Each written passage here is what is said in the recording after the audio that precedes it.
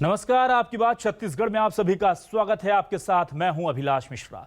छत्तीसगढ़ में मिशन 2023 को लेकर कांग्रेस ने अभी से तैयारियां शुरू कर दी और इसको लेकर सीएम भूपेश बघेल ने सभी मंत्रियों के जिले के प्रभार बदल दिए। लेकिन इस बीच अभी से अंदरूनी कलह की बातें सामने आने लगी। कांग्रेस के वरिष्ठ नेता और सीएम पद के दावेदार रहे टीएस सिंहदेव के कद को छोटा करते हुए उन्हें 5 विधानसभा का प्रभारी बनाया गया है, जबकि इससे पहले सिंहदेव के पास 15 विधानसभाओं का प्रभार था, फिर 12 और फिर घटते घटते 5। मामला जब कांग्रेस की कलह का कहा गया तो बीजेपी भी इसमें जाहिर सी बात है कि कूदना उसका तय था।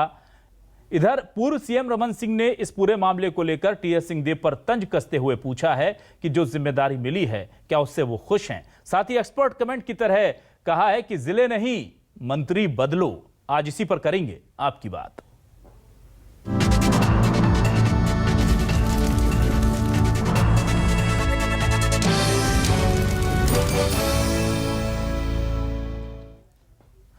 हालांकि आपको बता दें कि जब प्रभारी जो जिले थे प्रभार वो बदले गए तो उसको लेकर के टीएस सिंहदेव जी ने बहुत ही सधी हुई प्रतिक्रिया दी। उनका कहना था कि मेरे पास ज्यादा जिले थे, अब 5 बचे हैं, लेकिन मैं वो खिलाड़ी हूं जो कप्तान की हर बात मानूंगा, जहां मुझे कहा जाएगा वहां जाकर के काम करूंगा। लेकिन ये गिनाना नहीं भूले वो कि जो मुझे पहले जो जितने मेरे पास जिले थे उससे अब कम कर दिए गए हैं। तो जिले गिनाने के पीछे क्या मकसद है और जिले गिनाने का कितना बढ़िया शालीन तरीका है टीएस सिंहदेव जी का, जरा इसे को सुनाते हैं और इस पर क्या प्रतिक्रियाएं आ रही हैं ये भी आपको सुनाते हैं। 12.5 विधानसभा का प्रभार मेरे पास था, 5 विधानसभाओं का प्रभार मेरे पास है। मैंने जीवन में हमेशा जिस टीम में भाग ले रहा हूँ, जिस टीम के सदस्य के रूप में खेल रहा हूँ, जो मेरे को जिम्मेदारी मिलती है मैंने अपनी क्षमता के आधार पे उसे पूरा करने का, उसे निभाने का हमेशा मैंने प्रयास किया है। और ये मेरे जीवन में हमेशा यही सिद्धांत रहा है और रहेगा कि मैं अगर उस टीम का सदस्य हूँ तो उस टीम में रहते हुए मैं जितना कर सकता हूँ, मेरे को जो जवाबदारी मिलेगी मैं करूँगा। मेरे को कहेंगे स्लिप्स में फील्डिंग करो तो स्लिप्स में खड़ा हो जाऊँगा, कवर में कहेंगे कि कवर में फील्डिंग करो तो कवर में चला जाऊँगा, कहेंगे लॉन्ग ऑफ या लॉन्ग ऑन में अब आपको फील्डिंग करनी है तो वहाँ चला जाऊँगा, बॉलिंग करनी है तो प्रयास करूंगा कि सामने वाले प्लेयर्स को रन कम से कम दूं और विकेट ले सकूं। जिलों के संभावित विकास को देखते हुए माननीय मुख्यमंत्री जी ने ये जिम्मेदारी दी है, तो ये तो आदरणीय मुख्यमंत्री जी का स्वयं किस आधार पे करना ही उनका विवेकाधिकार है। पर मैं ऐसा समझता हूं कि जिसको जिन जिलों की जवाबदारी दी गई है वो अपने जिलों में बेहतर परफॉर्म करेंगे। जिस प्रकार से थाने चल रहे हैं, जिस प्रकार से इनका ट्रांसफ़र हो रहे हैं अधिकारियों का, और उसी को लेकर के सारा जो वातावरण जो गर्म है उससे ध्यान हटाने के लिए, ठंडा करने के लिए प्रभारियों मंत्रियों के जो परिवर्तन किए गए हैं, वास्तविक में उनको नाराज़गी को लेकर के उसको ये किए हैं। लेकिन मुझे नहीं लगता कि वहाँ जाने के बाद भी उनके बहुत कुछ कर पाएंगे। टीएस सिंहदेव बैटिंग बॉलिंग का जिक्र कर रहे हैं कि बैटिंग दिया जाएगा, बैटिंग करेंगे, बॉलिंग दिया जाएगा, बॉलिंग दिया जाएगा करेंगे। प्रभार घटाया गया है, जो बड़े बड़े मंत्रियों के पर कटरे गए हैं, ऐसा लग रहा है। हल्की नाराजगी भी उनमें जाहिर। अभी जो दायित्व मिला है उसको फील्डिंग मान रहे हैं कि बैटिंग मान रहे हैं? तो क्या है इस पूरे मामले को लेकर आज सवाल उठाते हैं। छत्तीसगढ़ में जब मंत्रियों के जिले बदले गए हैं तो क्या उससे हालात बदलेंगे, ये बड़ा सवाल है। और इसी को लेकर के न्यूज़ 24 मध्य प्रदेश छत्तीसगढ़ आज उठा रहा है सवाल। छत्तीसगढ़ में मंत्रियों के जिले बदलने से बदलेंगे हालात। टीएस सिंहदेव ने क्यों गिनाए जिले? सरकारी सर्जरी में बीजेपी का एक्सपर्ट कमेंट। क्या है सर्जरी में बीजेपी का एक्सपर्ट कमेंट, आपको बताते हैं। जिले नहीं मंत्री बदलो। जी हां, ये कह रहे हैं जिले नहीं मंत्री बदलो।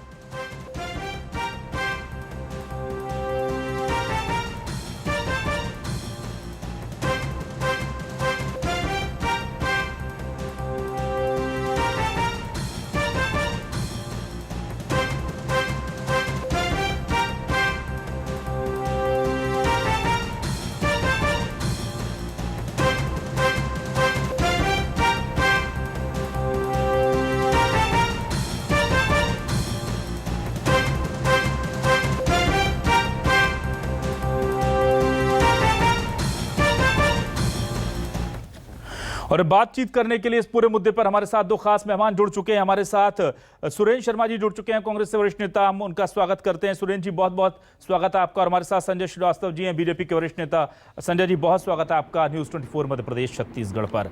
सबसे पहले सुरेंद्र जी आपके पास आता हूं। एक तरफ तो टी.एस. सिंहदेव जो हैं वो लगातार हम देख रहे हैं कि बहुत शालीनता से अपनी बात रख भी देते हैं, छुपा भी लेते हैं, कह भी देते हैं कि अब इस पर मुझसे मत पूछिए। जब 2.5 साल की बात आती है, जब आप लोगों ने उनके प्रभार कम कर दिए तो बस उन्होंने गिना दिया कि 12 से 5 हो गए हैं, जहां लगा देंगे मैं कर लूंगा।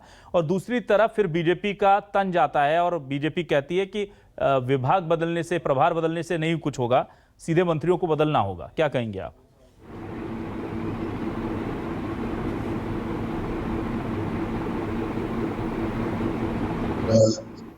संख्या में शालीन और जहाँ तक छत्तीसगढ़ प्रदेश कांग्रेस का है तो छत्तीसगढ़ की सरकार, छत्तीसगढ़ के प्रदेश के माननीय भूपेश बघेल जी के नेतृत्व में बहुत ठीक से काम कर रही है। हमने 2.5 साल का कार्यकाल पूरा किया है, लगभग हमारे कार्यकाल का आधा समय पूरा हो गया है। अब दिक्कत ये है कि टीम हमारी है, 13 खिलाड़ी हमारे हैं, उनको किस जगह लगाना है, कहाँ बैटिंग कराना है, कहाँ फील्डिंग कराना है, कैप्टन की का दायित्व होता है, कैसे बैट करना है, ये भी कप्तान की जिम्मेदारी होती है। वो उस काम को सफलतापूर्वक कर रहे हैं। दिक्कत यह है कि भारतीय जनता पार्टी दर्शक के हैसियत से बाहर खड़ी चिल्ला रही है।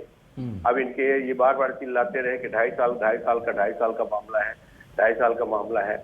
और ये पता नहीं क्यों, दरअसल में क्या है कि अभिलाष जी, गिद्ध के श्राप देने से कभी गाय तो मरती नहीं है।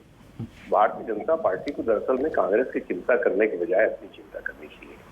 कांग्रेस पार्टी की सरकार ने पिछले 2.5 साल में बेहतर काम किया है और एक सरकार की अपनी नीति होती है, पार्टी की अपनी नीति होती है कि किस व्यक्ति को कहाँ लगाना है, हमको किस व्यक्ति को कहाँ लगाने से अधिक राजनीतिक रूप से लाभ मिल सकता है, उनकी योग्यता का पूरा संपूर्ण दोहन हो सकता है।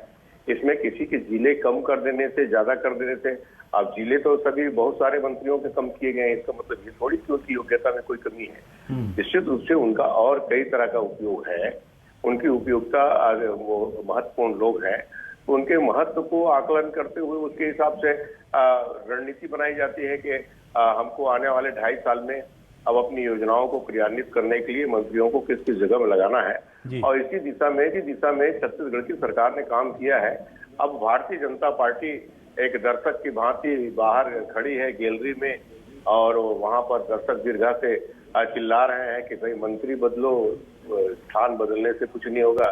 तो मैं तो कहता हूं कि आपके कहने से क्या होगा। आपकी चाहत अभी भी अधूरी है। 2023 के चुनाव में भी आप इसी तरह से कहते रहेंगे, ये नहीं वो करो, वो नहीं वो करो। आपको खुद के लिए कुछ करना होगा, उस पर ध्यान देने की आवश्यकता है। ठीक है संजय जी, कैप्टन कांग्रेस का, खिलाड़ी कांग्रेस के, टीम कांग्रेस की, किसी को अंदर करें, किसी को बाहर बैठा दें, कह रहे हैं कि आपको तो बाहर बैठ करके सिर्फ चीखना है, आपका कोई लेना देना नहीं है। क्या कहेंगे आप? अभिलाष जी, बिल्कुल सही कहा सुरेंद्र जी ने कि टीम इनकी है, खिलाड़ी इनके हैं, लेकिन जब मैच खिलाड़ी खराब खेलता है, हारने की स्थिति में आता है, जो दर्शक रहते हैं, जो आज प्रदेश की जनता है, वो कहीं ना कहीं चिंता करती है ये किस तरह की टीम है, ये किस तरह के खिलाड़ी हैं जो खेल ही नहीं पा रहे हैं, जिनको खेलने का मौका मिला है लेकिन वो खेल नहीं पा रहे, आउट हो रहे हैं। इसलिए ही प्रदेश की जनता जो दर्शक रूपी है, जिसको संज्ञा दी जा रही है, मुझे लगता है इसीलिए दर्शक रूपी लोग परेशान है। इस बात को खिलाड़ियों को समझने की आवश्यकता है, वरना आप जानते हैं कि टीम से खिलाड़ी बाहर हो जाता है, वैसे ये सत्ता से बाहर हो जाएंगे, पहली बात। दूसरा विषय यह है कि टी.एस. सिंहदेव जी ये कह रहे थे कि भैया इनको क्या करना है। अरे टी.एस. सिंहदेव जी यदि नहीं कहते तो हमको क्या करना है? वास्तव में हमको कोई मतलब नहीं, हम तो चाहते हैं कि आपकी ये स्थिति बनी रहे। दिन प्रतिदिन जो स्थिति खराब होती जा रही है, यही स्थिति आपकी है। वो तो टी.एस. सिंहदेव जी ने जिस प्यार से मारा है राजनीति में, और ये कहा जाता है कि हुड़दंग करके मारते हो तो एक्सपोज हो जाता है, लेकिन जिस प्यार से इस सरकार को उन्होंने मारा है, ये सरकार भी अभी तक पीड़ा महसूस कर रही होगी कि जिस प्रेम से उन्होंने बताया 15 से 12 और 12 से 5, मुझे लगता है कि इससे बड़ी मार सरकार को नहीं पड़ सकती। ये कांग्रेस के नेताओं को और कांग्रेस की सरकार को समझने की आवश्यकता है। तीसरा सबसे महत्वपूर्ण विषय अभिलाष जी, ये क्यों हो रहा है? 17 जून के बाद 18 को महंगाई के लिए 5 मिनट के लिए चक्का जाम किया जाता है। 5 मिनट के चक्का जाम से 2.5 वर्ष की जो वादा खिलाफी है वो प्रदेश की जनता भूलने वाली नहीं है। अब फिर से प्रदेश की जनता को ध्यान बटाना है, 2-4 महीने इसी में निकल जाएं, तो क्यों ना मंत्रिमंडल के प्रभार बदल दें। अरे बदलना तो ठीक कहा रमन सिंह जी ने, यदि कुछ कर दिखाने की स्थिति है तो कुछ ना कुछ मंत्रियों को बदलो, परफॉर्मेंस के आधार पर बदल देते कि नहीं आपका परफॉर्मेंस ठीक नहीं है, दूसरे को मौका देना चाहिए। तो मुझे लगता है केवल अपनी असफलताओं को छिपाने के लिए इस तरह की बातें लगातार चल रही है। कुछ दिन निगम मंडल में निकाल दिए इन्होंने, निगम मंडल की नियुक्ति होगी, आज नहीं होगी, कल नहीं होगी, परसों नहीं होगी। ये सरकार केवल 2.5 वर्ष यही काम कर करके चिट्ठी लिखकर निगम मंडल करेंगे, कभी कुछ मंत्रिमंडल को बदलना तो खैर दूर की बात है, प्रभार बदल दो। तो मुझे लगता है यह पूर्ण रूप से असफल सरकार है और केवल पर्दे पर पर्दा डालने की कोशिश कर रही है। और एक बार फिर से इस सरकार को स्वास्थ्य मंत्री जी ने आईना दिखा दिया है, बड़े प्रेम के साथ उन्होंने आईना दिखाया है, लेकिन वो आईना में वो चेहरा अच्छा नहीं, वो चेहरा विभत्स दिखा रहा है सरकार को, जो काम स्वास्थ्य मंत्री जी ने दिखाया है। ठीक है, लेकिन एक चीज़ और मैं यहाँ जानना चाह रहा था संजय जी, कि जिस तरह से आपने कहा कि प्यार से मारा है, उन्होंने एक चीज़ बड़ी दिलचस्प कही है, उस पर शायद किसी ने ध्यान नहीं दिया, लेकिन मेरा ध्यान गया। उन्होंने कहा कि मैं फील्डिंग भी कर सकता हूँ और बैटिंग भी कर सकता हूँ। वो बता रहे हैं कि मेरी क्षमताओं में कहीं कोई कमी नहीं है, मुझे आप किसी भी रोल में फिट कर सकते हैं, और ऐसा दिखाने की कोशिश कर रहे हैं कि ठीक है अभी आपने मुझे एक्स्ट्रा प्लेयर बना के रखा हुआ है तो ठीक है, लेकिन ज़रूरत पड़ी तो मैं मेन प्लेयर बन सकता हूँ। कैसे देखते हैं आप इसे? बिल्कुल ठीक कहा अभिलाष जी, बिल्कुल ठीक कहा। मैं भूल गया था, मेरे दिमाग में ये बात थी। उन्होंने कहा जिस तरीके से कि मैं सभी क्षेत्र में काम कर सकता हूं, बैटिंग, बॉलिंग, फील्डिंग, यानी ऑलराउंडर हूं। और ऑलराउंडर को कहां होना चाहिए ये सुरेंद्र जी भी बेहतर तरीके से समझते हैं। तो मुझे लगा संकेत यही है कि कभी कोई बहुत अच्छा खिलाड़ी जो कप्तान भी रहता है, किन्हीं कारणों से 12वां खिलाड़ी रहता है, लेकिन उनकी तैयारी मेन खिलाड़ी बनने की है और कैप्टन बनने की है, ये उनके वक्तव्य से स्पष्ट दिखाई दे रहा है। ठीक है सुरेंद्र जी, एक बहुत बड़े कद के नेता, लगभग सीएम के बाद नंबर 2 के कद के नेता, उन्हें अगर ये बार बार एहसास कराना पड़ता है अपने बयानों के जरिए शालीनता के दायरे में, ये बहुत अच्छी बात है उनकी। मैं बार बार टीएस सिंहदेव जी को लेकर के इस पर उनकी तारीफ भी करता हूँ कि बहुत शालीनता के बिटवीन दी लाइंस जब वो इस बात का एहसास पार्टी को, लोगों को, मीडिया को कराते हैं, तो आपको क्या लगता है वो मैसेज देने की जो कोशिश कर रहे हैं, क्या हम उसे गलत समझ रहे हैं, या आपको लगता है कि बेवजह हम लोग इस चीज़ में सियासत ढूंढ रहे हैं? वो तो सिंपल सीधी बात कर रहे थे। नहीं, दरअसल में इसमें ज्यादा सियासत ढूंढने की आवश्यकता है। टीएस सिंहदेव जी की काबिलियत पर, उनकी योग्यता और उनकी क्षमता पर तो कभी किसी को संदेह रहा ही नहीं। वो एकदम योग्यतम नेता है, इसमें कोई कभी प्रश्न चिन्ह पैदा होने वाली बात नहीं है। हमारे कांग्रेस पार्टी के एक बहुत महत्वपूर्ण अंग है और एकदम अनुशासित सिपाही है। मैं ये कहना चाहता हूँ, दरअसल में हमारे भाई सुधीर श्रीवास्तव जी ने कहा कि ये सरकार फेल है। तो ये सरकार फेल कैसे है? इस सरकार को फेल घोषित करने के लिए भारतीय जनता पार्टी के पास क्या मुद्दा है? भाई देखिए कि इस सरकार के बनने के बाद क्या तरीका होता है, किसी भी सरकार का मूल्यांकन करने का तरीका क्या होता है? एक तरीका होता है कि जनता के बीच में जाकर के उसका पुनर्मूल्यांकन कराया जाए। तो जनता के बीच में हम जितने बार गए, चाहे हम नगरीय निकाय के चुनाव में गए, चाहे ग्राम पंचायतों के चुनाव में गए, या 3 उपचुनाव में गए, सभी चुनाव में छत्तीसगढ़ की जनता ने कांग्रेस पार्टी के कार्य को सराहा। इसके अलावा छत्तीसगढ़ की योजनाओं को, छत्तीसगढ़ के कार्यक्रम को केंद्र की सरकार ने कई बार प्रशंसित किया है, कई बार पुरस्कृत किया है। आज हमारा रायपुर शहर जो है देश के गिने चुने उन शहरों में है जहां रहा जा सकता है। अच्छे शहरों में इसकी गिनती होती है और कई किस्म के काम छत्तीसगढ़ की सरकार ने किए हैं, चाहे किसानों के धान का मुद्दा हो, कर्ज माफी का मुद्दा हो, छोटे प्लाट की खरीदी बिक्री का विषय हो, या किसानों को जमीन वापस करने का विषय हो। तो सरकार कहीं से फेल नहीं है, सरकार पूरी तरह से सफल है। और पूरी तरह से सफल होने के बावजूद भारतीय जनता पार्टी के कितना भी चाहने के बाद इसके अंदर में न कोई दरार है, न कोई मतभेद है।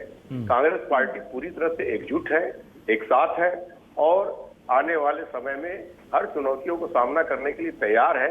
ये हमारी 2.5 साल पूरा होने के बाद हम आगामी तैयारी की दृष्टि से इन सब चीजों में पुनर्स्थापना, पुनर्व्यवस्था की जाए। सुरेंद्र जी, लेकिन एक चीज़ और समझ में नहीं आई, जो शायद पता नहीं बहुत ज़्यादा मैं इसको लेकर दावा तो नहीं करूंगा, लेकिन मुझे ऐसा फील हुआ कि सरगुजा के आसपास का क्षेत्र जो प्रभाव वाला माना जाता है टीएस सिंहदेव के सबसे ज्यादा, वहां के प्रभार, वहां के जिलों का भी प्रभार ले लिया गया उनसे इस पूरी कटौती? नहीं, अभी नहीं लिया गया। ये तो बहुत पहले की बात है। टीएस सिंहदेव जी के पास सरगुजा का प्रभार बहुत शुरू में आरंभ में था।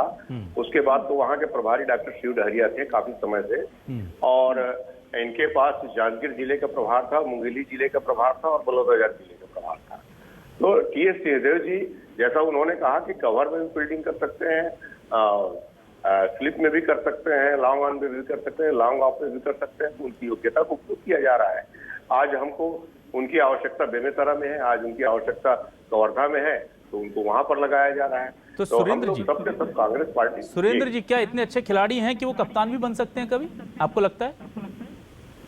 राजनीति की कोई संभावना से कभी भी इनकार नहीं किया जा सकता, मगर सवाल ये है कि अभी तो हमारे कप्तान माननीय भूपेश बघेल हैं, उनके कप्तानी पर कोई प्रश्न चिन्ह नहीं है, और उनके लीडरशिप में, उनके कप्तानी में हम सब के सब, पूरी पार्टी, पूरा मंत्रिमंडल, पूरे विधायक और सभी लोग एकजुट होकर के काम कर रहे हैं।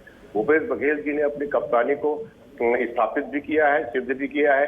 राजनीतिक दृष्टि से उन्होंने जो कदम उठाए हैं और वैचारिक दृष्टि से जो उन्होंने विशेष रूप से कदम उठाया है छत्तीसगढ़ के, छत्तीसगढ़ी भाषा को, छत्तीसगढ़ी बोली को, छत्तीसगढ़ी व्यंजन को जिस तरह से महत्व मिला है, जिस तरह से ताकत मिली है, छत्तीसगढ़ के लोग इस बात से बड़ा गौरव का अनुभव करते हैं। और ये निश्चित रूप से हमारे कप्तान में कोई कमी नहीं है, लगातार वो मैच जीत रहे हैं। इसलिए तो कप्तान के अलावा कोई टीम में उप कप्तान है या नहीं सर, या सब एक से फिर खिलाड़ी बराबर हो जाते हैं? अब मेरा महत्वपूर्ण सवाल है सर। नहीं, अभी उप कप्तान के रूप में तो अगर देखा जाए तो अलग अलग परिस्थितियों में अलग अलग लोग उप कप्तानी करते हैं, मगर अभी तो हमारे कप्तान खुद सक्षम है। ठीक है संजय जी, बहुत स्पष्ट कहना है सुरेंद्र जी का कि कप्तान एक है, उप कप्तान कोई नहीं है, फिर बाकी बहुत सारे लोग हैं, तो क्या मायने निकालेंगे सर आप? और मायने तो आप भी समझ रहे हैं, मैं भी समझ रहा हूं, सुरेंद्र जी भी समझ रहे हैं। उप कप्तान को स्थापित ही नहीं होने दिया जाए ताकि वो कप्तानी पर कहीं आक्रमण न कर पाए। ये सीधा सा मामला कांग्रेस में हमेशा से रहा है, और वन मैन शो की कहानी आज नहीं, देश की आज़ादी के बाद से रही है कांग्रेस की। जब सरकारें, चाहे केंद्र का विषय हो चाहे राज्य सरकारों का विषय हो, वन मैन शो पार्टी शुरू से ही है। देखिए अभी सुरेंद्र जी कह रहे थे कि बहुत अनुभवी, बहुत लायक मंत्री हैं। इतने अनुभवी और इतने लायक मंत्री हैं कि कैबिनेट की बैठक से लेकर कई बैठक आपने देखा, चर्चा किया, स्वास्थ्य मंत्री जी को कोरोना के समय अनेक बैठकें हुई हैं जो चिकित्सा विभाग की, लेकिन उस बेहतरीन खिलाड़ी को वहां पर नहीं बुलाया जाता है। कारण क्या है, बताने में अक्षम है। कहीं ऐसा तो नहीं है कि वो रिटायर्ड हट हो गए या कहीं कुछ और हो गया, ऐसा नहीं है। तो इतने अच्छे खिलाड़ी का मुझे ऐसा लगता है कि क्या राजनीति में या बहुत अच्छा काम करना क्या इसलिए रहता है कि वो किनारे बैठ जाए, वो 12th मैन में, और बाहर से सबको मोटिवेट करते रहे। ये स्थिति आज टीएस सिंहदेव जी की है, और मुझे लगता है कि एक बड़ी पीड़ा समय समय पर जो सामने उभर कर आती है। शालीन होना कमजोर नहीं होता है। यदि वो शालीन है, इसका अर्थ कांग्रेस को समझना चाहिए, इसका अर्थ ये नहीं है कि वो कमजोर हैं। लेकिन मुझे ऐसा लगता है कि जो बात मैंने कही कि जो तासीर है कांग्रेस की, कि जिसके पास जो है उस पर मजबूती से पकड़कर बैठो, कहीं कोई दूसरा नहीं। और मुझे लगता है कि सरकार के पास में विजन, अभी ये कह रहे थे कि हमने बहुत सारे काम किए, अरे हम कौन होते हैं, तो जनता करेगी, हमको भी मालूम है 2023 में जाके जो फैसला होगा वो फैसला हमारा स्वीकार होगा। हम थोड़ी ना कांग्रेस के जैसे बोलते हैं कि नहीं चुनाव आयोग ने गड़बड़ कर दिया, ईवीएम मशीन खराब थी इसलिए हम हार गए। हम तो स्वीकार करते हैं, कहीं दिक्कत नहीं है कि हार गए, जीत गए। लेकिन अभी अभिलाष जी, जो 5 साल जो प्रदेश की जनता ने इनको दिया है, मेरा कहने का मतलब है प्रदेश की जनता को आप दिग्भ्रमित मत करिए। आपने वादों की बात करें, वादों के लिए कभी और बैठेंगे। मैं शराबबंदी से स्टार्ट नहीं, किसानों से स्टार्ट करूंगा कि आप 10,000 से 9,000 एकड़ क्यों कर देते हैं। आप ही ने कहा था ना भाई 10,000 एकड़, मैं कुछ नहीं बोल रहा हूं, अभी नया योजना पे नहीं जा रहा हूं। 10,000 प्रति एकड़, वैसे तो 10,275 होता है, 10,000 आया, 9,000 आ गया। लेकिन संजय जी योजना पूरी राशि जी बिल्कुल योजनाओं पर बात करेंगे सर, लेकिन यहां पर मेरा एक सवाल और है कि बार बार कांग्रेस जो है निगम मंडल अध्यक्षों की नियुक्ति को लेकर ऐसा लगता है कि बहुत हेजिटेट कर रही है उस लिस्ट को सामने लाने में। अब देखिए इतनी तमाम वक्त निकाल करके, बहुत जाहिर सी बात है, इतना बड़ा फैसला है, मंत्रियों के जिले प्रभार वाले बदले गए हैं, तो उसके लिए काफी मंथन हुआ होगा। इन सब चीजों को तो करने के लिए वक्त है, लेकिन जैसे हम निगम मंडलों की सूची की बात करते हैं अध्यक्षों की, तो कह देते हैं अभी कोरोना काल है, हमारा सारा फोकस सिर्फ कोरोना से निपटने पर है। क्या आपको लग रहा है कि ये गले की फांस बन गया निगम मंडल का जो मामला है अब इनका? नहीं अभिलाष जी बिल्कुल नहीं जी। ये हेजिटेशन नहीं है, जिन शब्द का आपने प्रयोग किया हेजिटेशन नहीं है, ये विशुद्ध रूप से गुटबाजी है।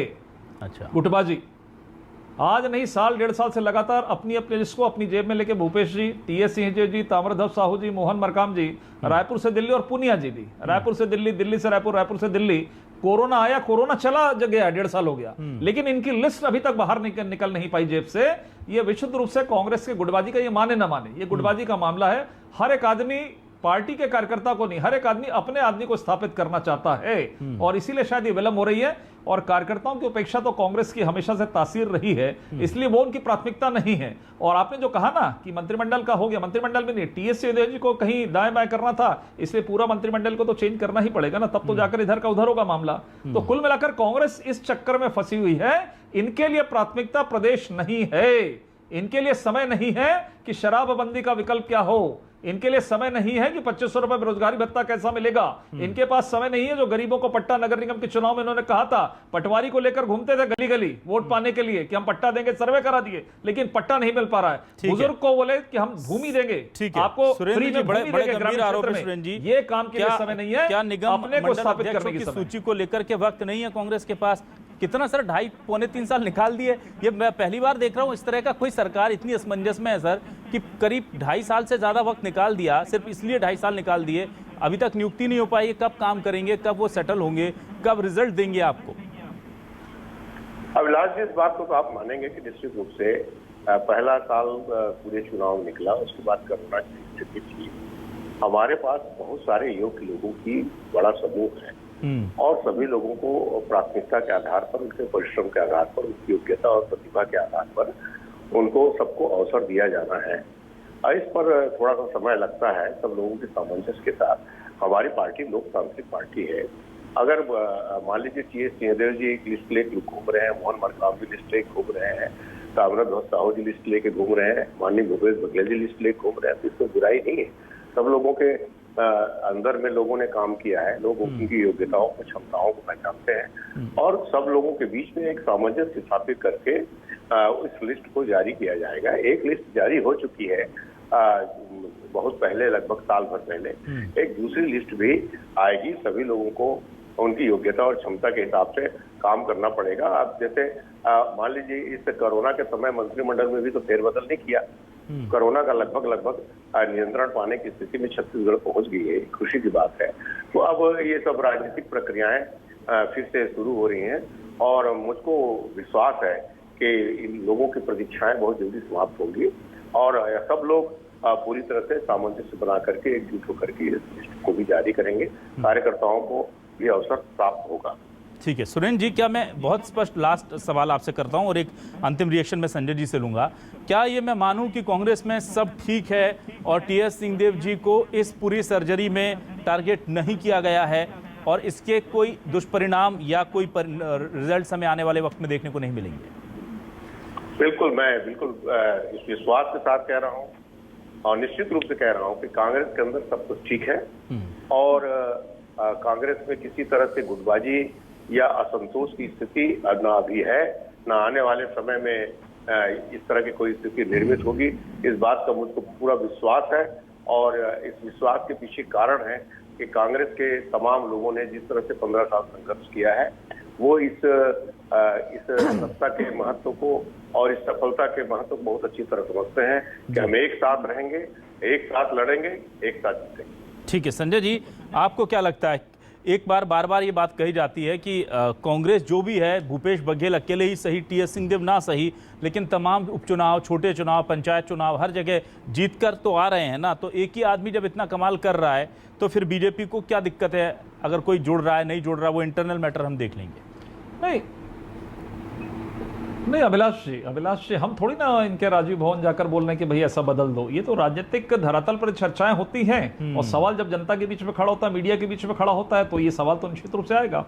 और यदि भूपेश जी हैं, अच्छे हैं, उनके साथ में उनको लीडरशिप करना है, ये कांग्रेस का आंतरिक मामला है, हमें इससे कहीं कोई दिक्कत की बात नहीं है। लेकिन आज ये विषय सामने आया है कि इनकी प्राथमिकता लगभग समाप्त हो गई है और एक वन मैन शो नहीं, ये बहुत अच्छे हैं, फिर भी कार्यकर्ताओं को तो कहीं ना कहीं नुकसान हो रहा है, किसी की अच्छाई हो रही है। और चुनाव का विषय एक बार मैं समझा दूं, बहुत फंडामेंटल जो चीजें हैं क्लियर कर दूं देखिए, सामान्यतः हिंदुस्तान में देश की आज़ादी के बाद जब भी किसी भी राज्य के अंदर में उपचुनाव हुए हैं, जो राज्य में शासित सरकार रही है 90% से ज्यादा परिणाम उसके पक्ष में आते हैं। और कांग्रेस कैसे जीतती है ये भी सबको मालूम है, इसलिए बहुत कुछ कहने की आवश्यकता नहीं है। लेकिन ठीक है, जीते हैं, अच्छी बात है। असली लड़ाई 2023 में होगी और परिणाम वही रहेगा असली।